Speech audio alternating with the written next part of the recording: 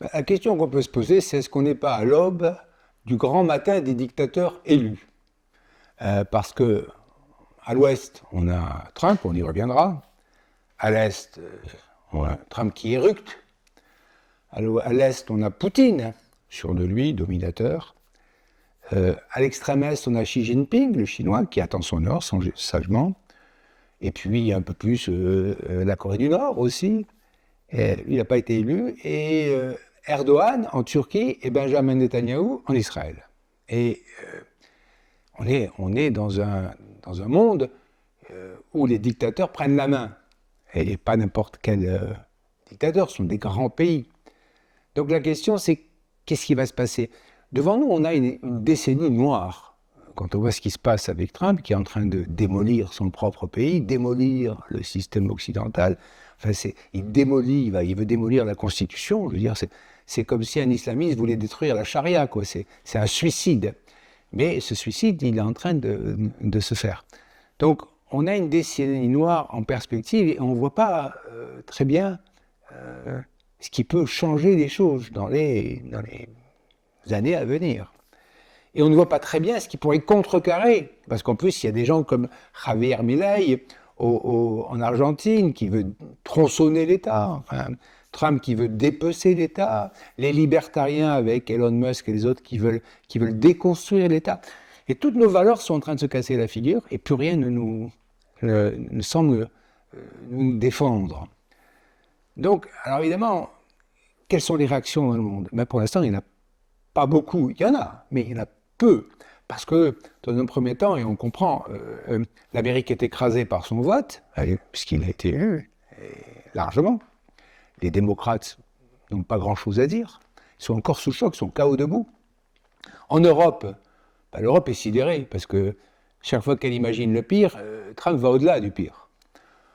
En Ukraine, on est extrêmement effrayé, à juste titre. On a peur de ce qui va se passer.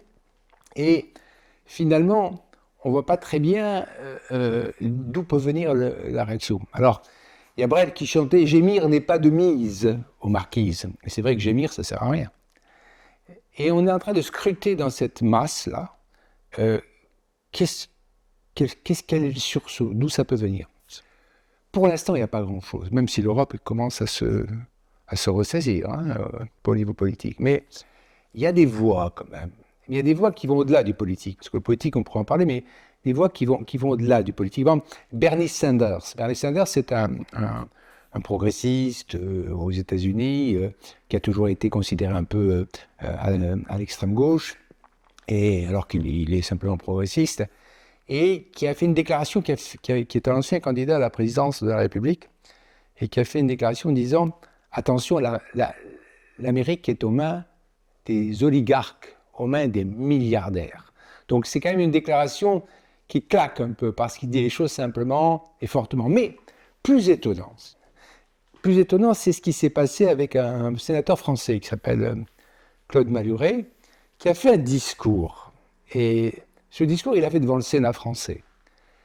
Et très étonnamment, ce discours a été traduit, sans qu'il l'ait demandé, et il a été envoyé aux Américains par les réseaux. Et c'est devenu totalement viral. Non seulement sur les réseaux, mais aussi dans les médias, les journaux, les télévisions, et tout le monde a fait la une sur la déclaration d'un sénateur français. Que dit-il? Il dit des choses simples mais terribles. Il dit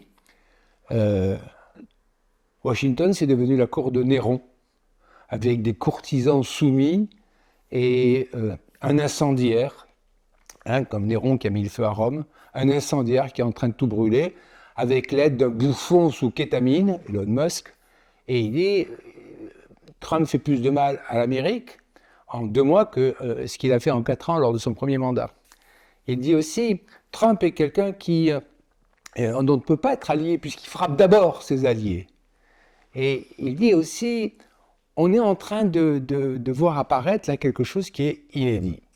Et il le dit avec tellement de précision et de clarté que les Américains, tout d'un coup, se mettent à entendre des choses de façon très, très nette, encore une fois par un sénateur français. et ils sont en train de réaliser l'ampleur du désastre. Et il dit, jamais un président américain n'a renoncé à défendre la démocratie. Jamais. Jamais un président américain ne s'est soumis à l'adversaire par rapport à Poutine. Et il dit, nous, et c'est là où c'est intéressant, nous sommes en train notre tâche, c'est de nous battre donc contre tous les totalitarismes du XXIe siècle. Bref, dans ce magma obscur, noir, il y a des voix qui commencent à sortir, à dire des choses simples, claires, nettes et fortes. Et l'espoir, c'est que ces voix ne sont pas sans écho. C'est-à-dire que les gens les entendent, les écoutent. On n'en est pas encore au niveau d'une mobilisation forte, structurée, etc. Mais on en est au début.